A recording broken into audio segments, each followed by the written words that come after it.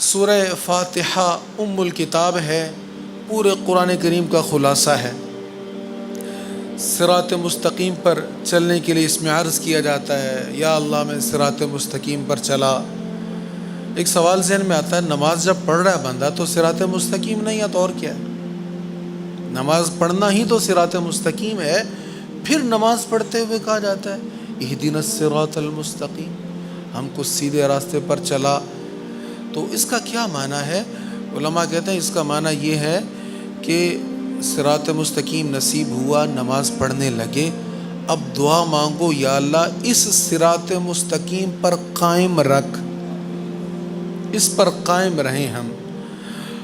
اور آگے پھر ارشاد ہے غیر المغضوب علیہم ولا الضالین، یعنی ان سے بچنا ہے جن پر غضب ہوا، جو گمراہ ہیں جن پر غضب ہوا، مغضوب جن پر غضب ہوا اللہ تعالیٰ کا، ان سے بچنا ہے۔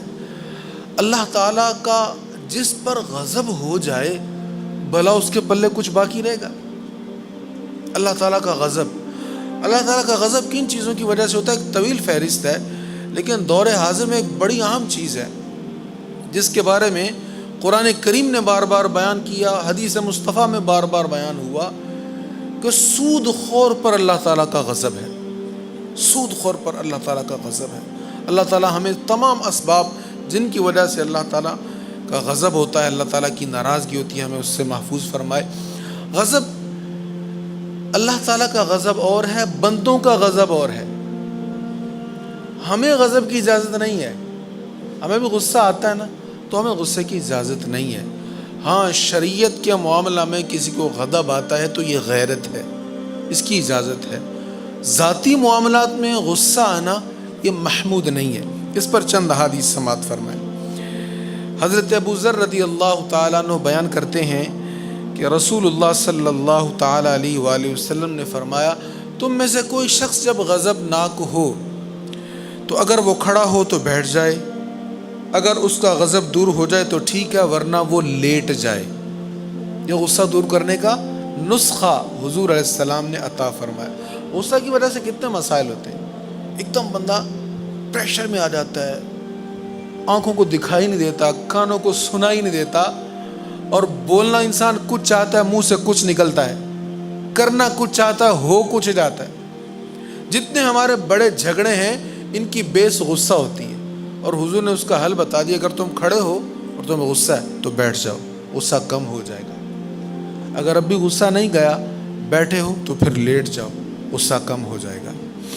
حضرت عطیہ رضی اللہ تعالیٰ بیان کرتے ہیں، یہ عطیہ مذکر لفظ ہے، ہمارے ہاں مؤنث لفظ خواتین کا نام ہوتا ہے، لیکن عرب میں یہ مردوں کے نام ہوتے ہیں۔ تو یہ صحابی رسول ہیں، تو آپ بیان کرتے ہیں کہ رسول اللہ صلی اللہ علیہ وسلم نے فرمایا، بے شک غضب شیطان کے اثر سے ہے، اور شیطان آگ سے پیدا کیا گیا ہے، اور آگ پانی سے ٹھنڈی ہوتی ہے، بس جب تم میں سے کوئی شخص غضب میں آئے تو اس کو چاہیے کہ وہ وضو کرے۔ یہ بھی حضور نے بڑا پیارا ایک نسخہ بتا دیا کہ یہ غصہ جو ہوتا ہے یہ شیطان کی طرف سے ہوتا ہے، غصہ شیطان کی طرف سے، شیطان آگ سے بنا ہے اور آگ پانی سے بجھتی ہے۔ تو جب تمہیں غصہ آئے وضو کر لو، وضو کی برکت سے غصہ دور ہو جائے گا۔ حضرت ابو ہریرہ بیان کرتے ہیں، ایک شخص حضور کی بارگاہ میں حاضر ہوا، کہنے لگا یا رسول اللہ مجھے کوئی وصیت کریں، کوئی نصیحت کریں، کوئی خاص عمدہ بات بتائیں۔ ہم بھی آج پوچھتے ہیں نا، کسی سیانے سے بات، کسی دانا سے بات، کسی بزرگ سے، بابا جی سے جو سمجھدار، ہم کہتے ہیں کوئی وصیت کریں، کوئی عمدہ بات بتائیں۔ تو حضور سے بڑھ کر کسی کی نصیحت ہو سکتی ہے؟ کسی کی وصیت ہو سکتی ہے؟ حضور سے پوچھا یا رسول اللہ بتائیں، کوئی عمدہ بات بتائیں۔ آپ نے فرمایا لا تغضب، غصہ نہ کیا کر۔ اس نے پھر پوچھا یا رسول اللہ اچھا اور؟ فرمایا لا تغضب، غصہ نہ کیا کر۔ اس نے پھر پوچھا، آپ نے پھر یہی فرمایا۔ وہ بار بار پوچھتا رہا، حضور یہی فرماتے رہے۔ غصہ اتنی بری چیز ہے۔ حضرت ابن عباس رضی اللہ عنہ بیان کرتے ہیں، رسول اللہ صلی اللہ علیہ وسلم نے فرمایا، تم تعلیم دو اور آسانی کرو اور مشکل میں نہ ڈالو۔ ایک مسئلہ ہے، اس کے دو پہلو ہیں، ایک آسان ایک مشکل۔ تو آپ مشکل میں نہ ڈالیں، آسان مسئلہ بتائیں، آسان طرف جو ہے، آسان پہلو جو ہے وہ بتائیں۔ ام المومنین فرماتی ہیں سیدہ عائشہ صدیقہ رضی اللہ عنہا، حضور علیہ السلام سے جب کوئی مسئلہ دریافت کرتا، اگر اس مسئلے کے 2 پہلو ہوتے تو آپ آسان بتاتے۔ تو اس میں حضور نے فرمایا تعلیم دو، آسانی کرو، مشکل میں نہ ڈالو، اور جب تم میں سے کسی کو غصہ آئے تو وہ خاموش ہو جائے، غصہ آئے تو خاموش ہو جائے، کیونکہ غصے میں انسان جب بولتا ہے تو عام طور پر وہ درست نہیں بولتا۔ بہت کم لوگ ہوتے ہیں جن کا ضبط اتنا ہو کہ غصے میں ہو پھر بھی بات درست کر جائے، نہیں تو ہوتا نہیں عام طور پر۔ حضرت سیدنا ابو ہریرہ رضی اللہ عنہ بیان کرتے ہیں کہ رسول اللہ صلی اللہ علیہ وسلم نے فرمایا پہلوان وہ نہیں ہے جو دوسرے کو پچھاڑ دے، تم میں سے پہلوان طاقتور وہ نہیں ہے جو غصے کو پچھاڑ دے، بلکہ وہ ہے جو غصہ کے وقت خود پر قابو رکھے، وہ صحیح طاقتور ہے۔ غصے کو قابو کرنا زیادہ ہمت اور طاقت والا کام ہے۔ حضرت ابو ہریرہ بیان کرتے ہیں رسول اللہ صلی اللہ علیہ وسلم نے فرمایا جو شخص اللہ سبحانہ و تعالی سے دعا نہیں کرتا اللہ اس پر غضبناک ہوتا ہے۔ اللہ اکبر، غضب کے عنوان سے بات چل رہی تو یہ حدیث بھی آ گئی، کتنے مزے کا عنوان ہے، کتنی پیاری بات ہے۔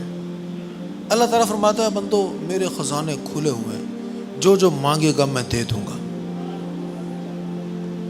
مانگو، جو مانگو گے میں تمہیں عطا کروں گا۔ جو کوئی شفا مانگتا ہے، کوئی مغفرت مانگتا ہے، کوئی رحمت مانگتا ہے، کوئی عافیت مانگتا ہے، جو مانگو گے میں تمہیں عطا کروں گا، نہیں مانگو گے تو اللہ ناراض ہوگا۔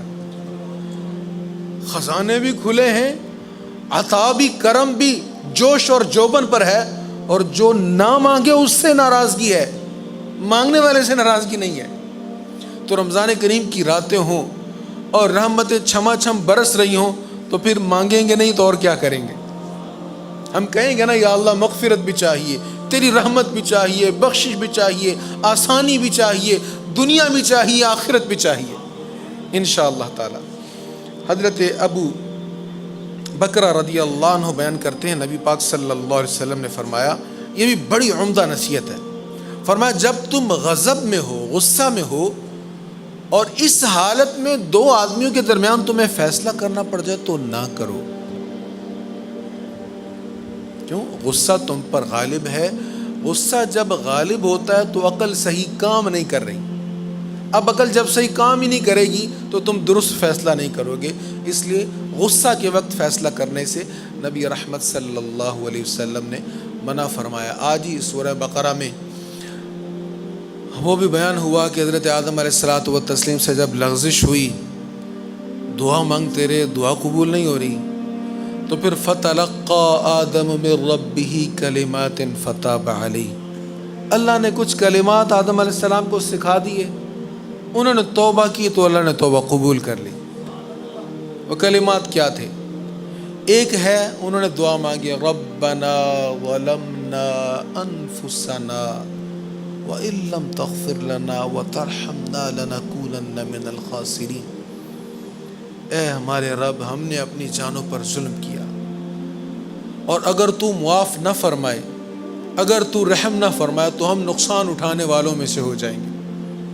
ایک یہ آیت ہے، اور ایک حدیث ہے جس کو کثیر محدثین نے روایت کیا ہے، فاروق اعظم بھی اس کے راوی ہیں، کہ حضور علیہ السلام نے فرمایا طویل عرصہ دعا مانگتے رہے، دعا قبول نہیں ہو رہی، توبہ قبول نہیں ہو رہی، تو پھر وہ القا ہوا کلمات کا دل میں، وہ کہنے لگے یا اللہ میں تیری بارگاہ میں محمد کے وسیلہ سے عرض کرتا ہوں۔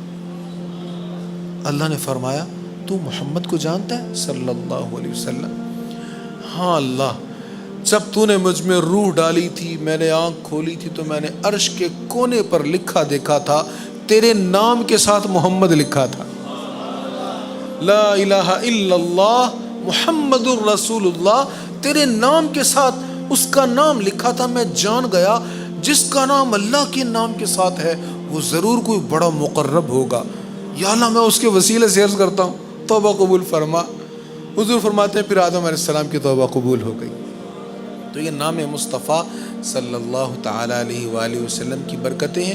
آدم علیہ السلام پر حضور کے نام کی برکت سے کرم ہوا ہے، ہم نکموں پر بھی حضور کے نام کی برکت سے کرم ہو جائے گا۔ اللہ تعالیٰ ہمیں حضور کی محبت نصیب فرمائے، ان راتوں کی خوب قدر کرنے کی توفیق نصیب فرمائے۔